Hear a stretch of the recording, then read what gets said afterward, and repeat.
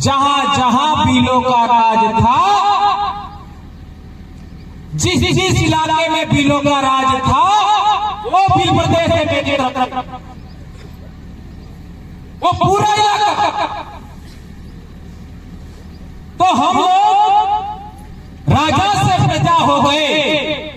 अब लोकतंत्र में संविधान के रहते, लोकतंत्र के रहते हम लोगों को वापस राजा बनना है। कौन कौन इस बात के लिए तैयार हो? राजा बनना चाहते हो? भूख सहन करना होगा, प्यास सहन करनी होगी, नींद सहन करना होगा, धूप सहन करनी होगी, सर्दी सहन करनी होगी। किसको पता था 2015 से पहले एक दुबला पतला मास्टर जो स्वयं बीमार है, लेकिन बिंदा में उदयपुर चित्तौड़ एक ही, और आपका डूंगरपुर बांसवाड़ा, ये पूरे बेल्ट में गोहिल वंश का राज रहा। उनके पूर्व पुरुष, आदि पुरुष, जो उनका पूर्वज था, उसको हमारे बाप दादाओं ने संरक्षण दिया। तो हमारे पूर्वजों की खासियत क्या थी, उसको एक उदाहरण और समझते हैं। आपका गुजरात के अंदर पहले रजवाड़े टाइम में कोई राजधानी थी तो वल्लभी थी। जब ईडर का हमारा राजा था उस जमाने में, और इसके बाद अणहिलवाड़ का स्थापना करने वाला वनराज चावड़ा, उसका पिता भी पंचासर का छोटा मोटा राजा था। पंचासर आज की तारीख में मेहसाणा में है। पंचासर का राजा था, तो उसकी बाहर के लोगों ने आक्रमण करके उसको मार दिया। तो उसकी मां के पेट में था, और उसका मामा और दोनों भीलों के बीच में जाके जंगल में रहे, और भीलों ने संरक्षण दिया। और भीलों के संरक्षण में बड़ा होने के बाद 744, 45, 46 में अणहिलवाड़ का चावड़ा वंश का शुरुआत हुआ 8वीं सदी में। और यही बात है, आप आगे बढ़ो, गोहिल वंश का ही 5वीं 6वीं सदी का आपका बप्पा रावल, चित्तौड़ पर उसका राज कायम हुआ। मौर्य वंश यानी मौर्य वंश के बाद उसमें भी 2 भील, बाड़द और देवा ने सहयोग किया था।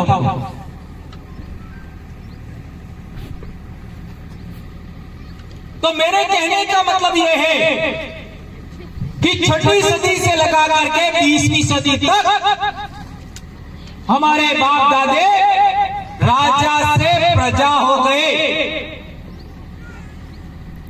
इस बीच में आप लोग देख लीजिए, ये सलूबर, वहां सोनारा भील का राज था, वो 12वीं से 13वीं सदी का मामला है।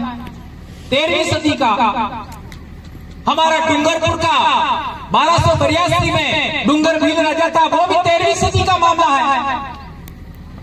बांसवाड़ा में बासिया भील, वाहिया भील था, वो 1500 ईस्वी का मामला है, अर्थात 16वीं सदी का राजा था। और अंतिम भील राजा आपका कुशलगढ़ का था, कुशला भील। इसके पड़ोस में सूत में हमारा भील राजा था,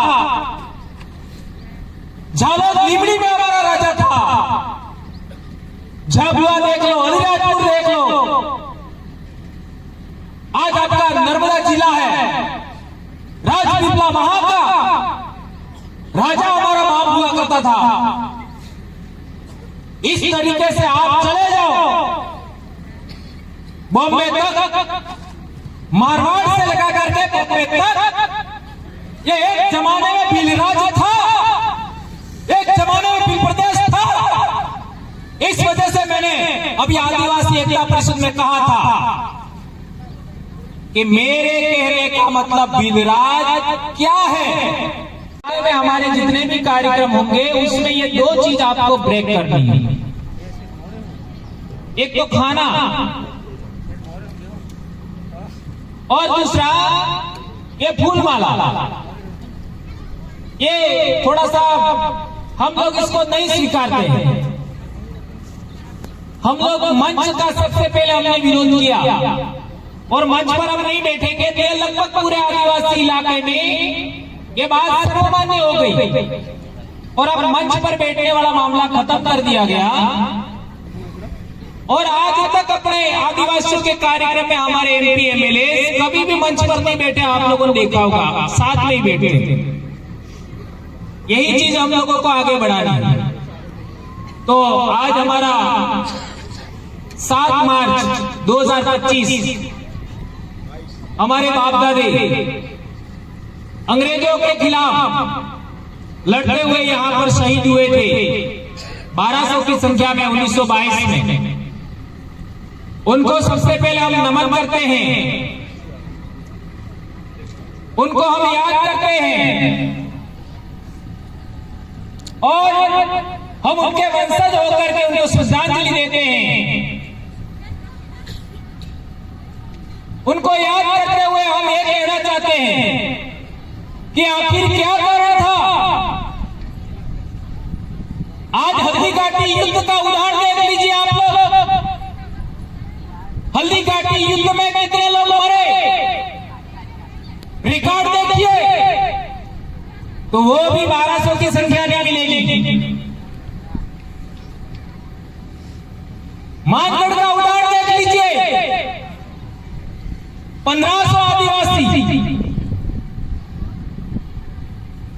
इतनी बड़ी संख्या बड़े बड़े युद्धों में नहीं होती थी शहीद होने वाले लोगों की।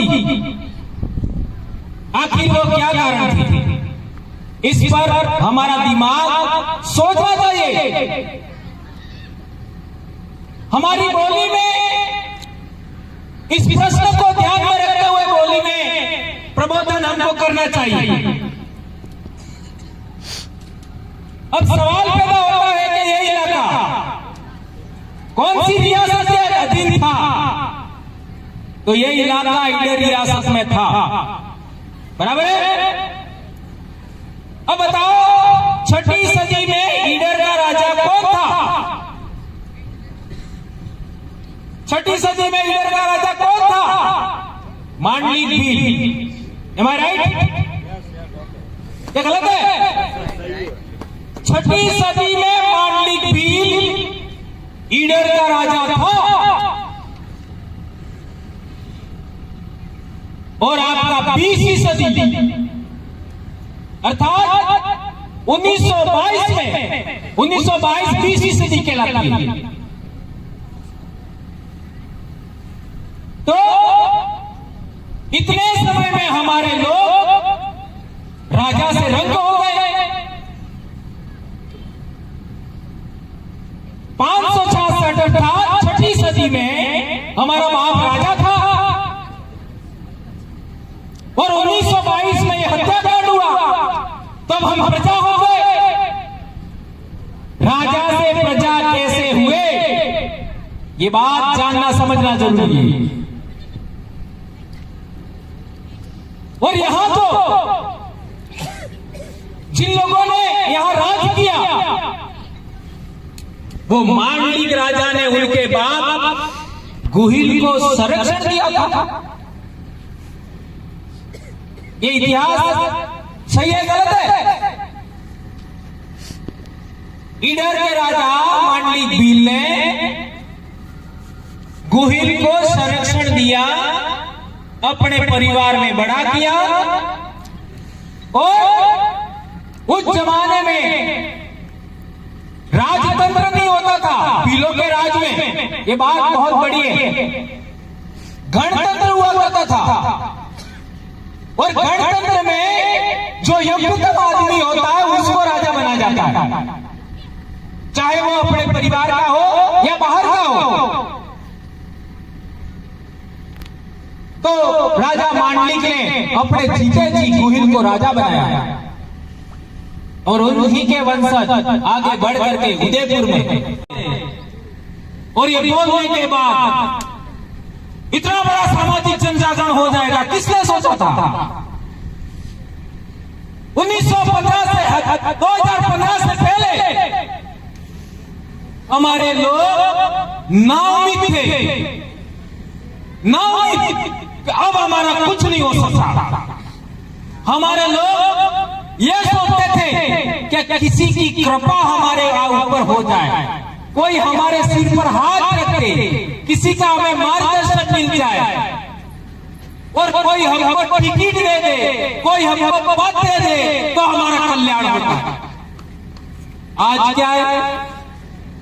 हम खुद हमारे हुक्मरान हैं, हम खुद हमारे निर्णायक हैं। हम चाहेंगे वो विधानसभा में जाएगा, हम चाहेंगे वो लोकसभा में जाएगा। ये व्यवस्था हम लोगों ने कायम कर दी। लेकिन अभी भी आप लोग भी बहुत पढ़े लिखे लोग हो। साबरकांठा, अरवली, डूंगरपुर, बांसवाड़ा, वलसाड़, ये वो जिले हैं हमारे इलाके के जहां बहुत उच्च क्वालिटी का, बहुत हाई रेट में एजुकेशन है, पढ़ाई है।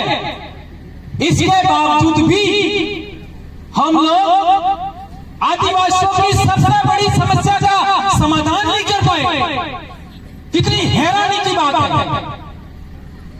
जनप्रतिनिधि हमारा, नेता हमारा, और हम आंख खड़े बैठे हैं, टकटकी लगाए बैठे हैं गांधीनगर वालों पर, दिल्ली वालों पर, जयपुर वालों पर, भोपाल वालों पर, कि वो हमको टिकट देंगे। तुम्हारे बाप राजा थे, तुम किसका इंतजार कर रहे हो? किसके निर्णय का इंतजार कर रहे हो? आपको निर्णय लेने लायक बनना पड़ेगा। आप लोग निर्णय लेने लायक बनोगे तब जाके आप राजा बनोगे। इसलिए मेरे कहने का मतलब यह है, हम लोगों ने बहुत कुछ खोया है, बहुत कुछ। हमने हमारी नौकरी दांव पे लगाया, जिंदगी दांव पे लगाया। हम लोग एक रात में कितना दूरी पार कर देते हैं। 11 बजे एक बार हम बांसवाड़ा से निकले थे और 7 बजे हम जबलपुर पहुंच गए। कितना फास्ट गए होंगे सोचिए। इस बीच में एक्सीडेंट हो गया तो क्या होगा हमारे बच्चों का, हमारे माँ बाप का क्या होगा? आज भी मेरे माँ बाप को मुझे रोटी खिलाते हैं। कितना मेहनत। कई बार हमारा एक्सीडेंट हो गया, इसके बावजूद भी हम लोग दिन रात एक करके समाज को जनजागरण और समाज का जोड़ने में, प्रशिक्षित करने में रात दिन लगे हुए। आज से 3 दिन तक लगातार हमारे कार्यक्रम में। अभी हम यहाँ हैं, कल हम कर्नाटक में रहेंगे और परसों में एमपी में रहेंगे। बोलिए, इस तरीके से हम दौड़ते हैं, इस तरीके से हम भागते हैं और समाज को जोड़ने के लिए प्रयास करते हैं। और आप तो इतने निकट हो। हमारे बहनों पानी ढोल तुम्हारे यहाँ आवे, पानी ढोल हमसे क्या है? और आज तक हम लोग बस खाना खाना खाना खाना।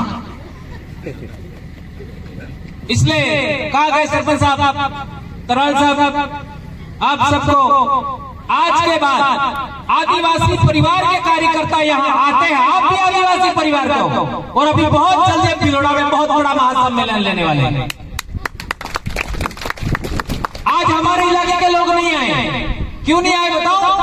अभी वो प्रवीण बोल के गया, आजकल के मसाले भूख भगवान फसल कटाई, इसलिए फसल कट जाए इसके बाद हम भिलोड़ा में बहुत बड़ा सम्मेलन लेने वाले हैं।